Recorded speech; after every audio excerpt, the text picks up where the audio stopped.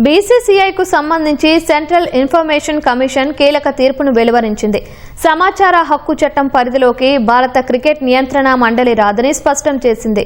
BCCI అనేది ప్రభుత్వ యాజమాన్యం, ప్రభుత్వ నియంత్రణలో గానీ లేదని తేల్చి చెప్పింది. ప్రభుత్వ ఆర్థిక సహాయంతో బీసీసీఐ నడవట్లేనందున దీన్ని ప్రభుత్వ సంస్థగా పరిగణించలేమని స్పష్టం చేసింది.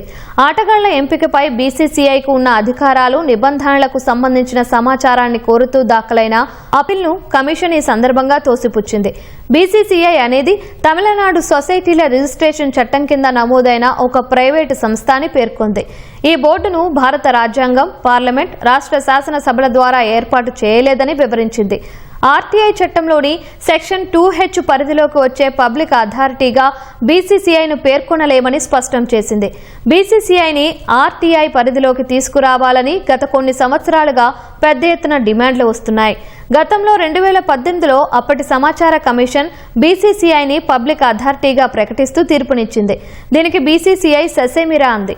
అయితే 2025లో కేంద్రం ప్రవేశపెట్టిన నేషనల్ స్పోర్ట్స్ గవర్నెన్స్ బిల్లు ద్వారా బీసీసీఐకి సమాచార హక్కు చట్టం నుంచి మినహాయింపు లభించింది.